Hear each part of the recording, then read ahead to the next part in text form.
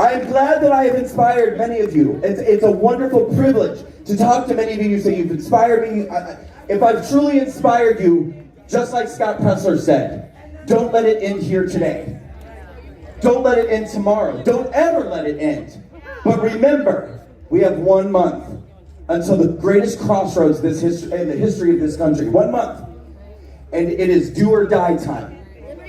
But it's not too late. It is not too late. We can still register new voters. We can convince people they need to get out and vote. We can tell people how important it is to change your mind and vote.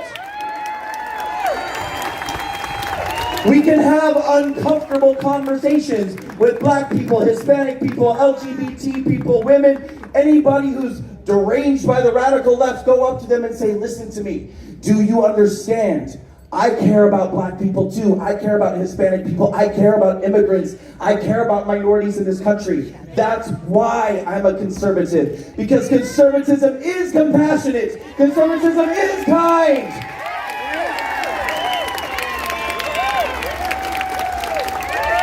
And above all things, conservatism makes sense.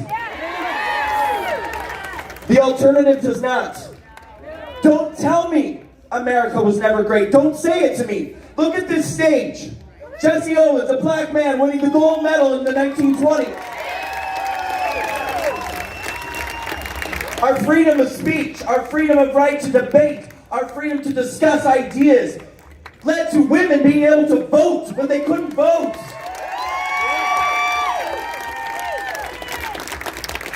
The greatness of the greatest generation saved us from the Nazis and the fascists.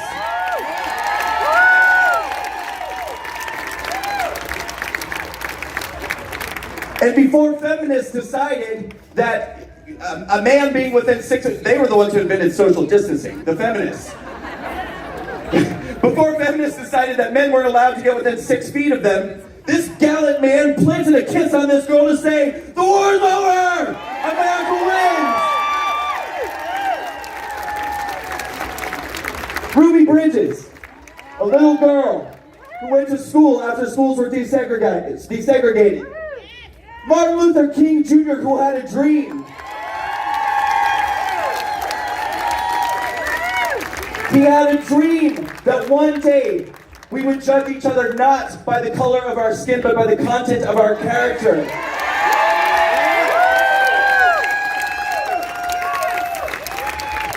To the radical left, are you listening? Are you listening to the teachings of Dr. King? It is about the content of the character. It is about our kindness. It is about what is inside of us. I've said again and again, if the rest of the world could come to know you as I have come to know you, they would love you too. Because I love you so much. I love you so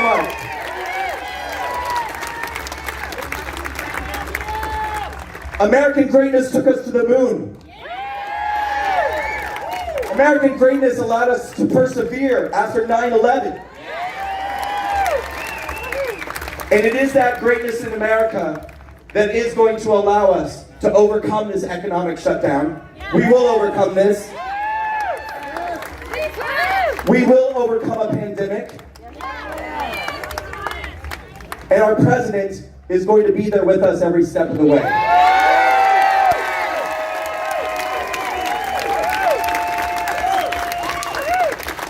Last night was the Walkaway American Women's Town Hall. It was incredible. Absolutely incredible. And one of my speakers last night was Lara Trump. And of course we got the horrible news 2 days ago, the evening 2 days ago. And the next day I woke up with a pit in my stomach just waiting. I knew I was going to get that phone call. Lara can't come. Lara can't make it. I knew it was happening. And then I sat for a moment in stillness. And I just listened to what I was being told because I was panicking. I thought to myself, what am I going to tell the people who are coming, who are expecting to see her, expecting to take a picture with her? What am I going to say? This is so hard. This is so hard. What am I going to do? And I felt so clearly a voice speak to me and say, I did not choose you to do this because it's easy. I chose you because this is hard, and I know you can handle it. And I can, and I will. But I can't do it alone. And I have watched your courage grow. I've seen it with my own eyes. I have seen you become bolder. I have seen you become braver. I have seen you become more outspoken. I have watched you become unsilenced. And don't think that the world is not listening. Don't think that for a second.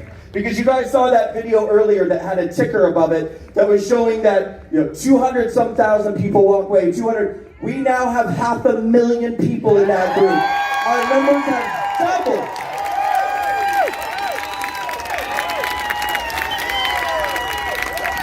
So, in that regard, I say thank you, Black Lives Matter, and thank you, Antifa, because you doubled the numbers in my group of people who walked away. And let me tell you something very exciting. We don't just, Walk Away Campaign is not just a Facebook group that people join. They tell their stories.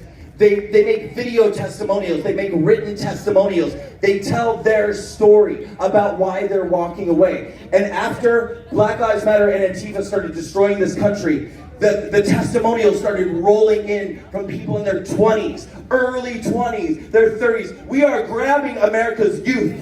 They are not lost. They're not lost.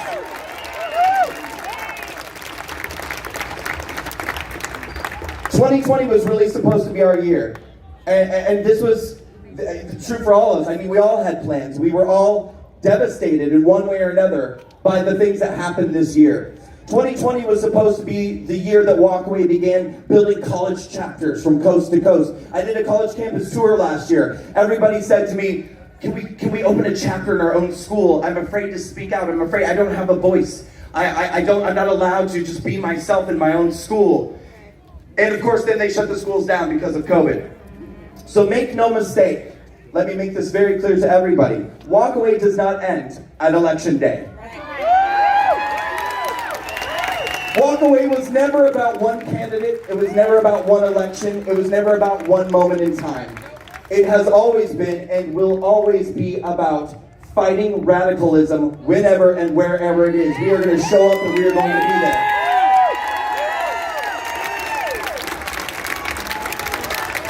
You're welcome. I hope to God that life gets back to normal as soon as possible. And next year, I hope to God, will be the year we begin building out our college campus chapters. That we once again begin doing town halls for minority communities and all different types of people in this world, including straight white men. We love you. I love you, buddy. I think a Walkaway American Men's Town Hall might be coming up very soon.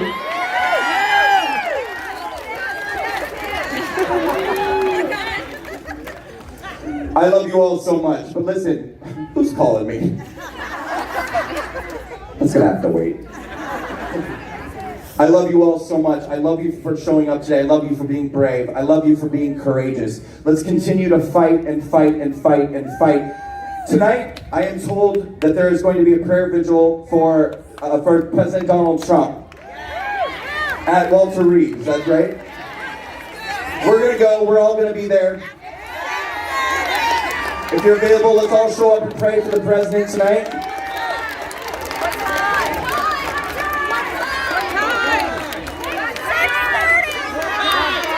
(6:30), 6:30, Walter Reed. All right. But listen, guys, never forget, everything that's happening in the world right now is happening for a reason. It's beyond coincidence and it's absolutely by design. It is not a coincidence that Donald Trump is our president. It's not a coincidence that I was chosen to lead a movement of people away from the Democratic Party. A gay hairstylist was chosen to lead a movement of people away from the Democratic Party.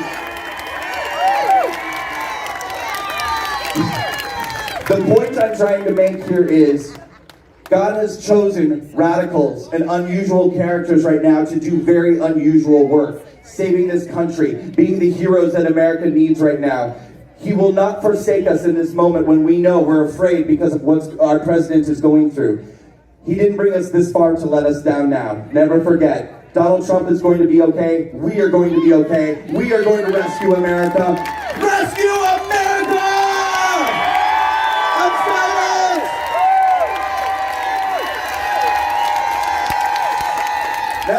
one last song right here. I want to see you hold those walkaway signs way up high, and I want to hear you chant, walk away, walk away, walk away.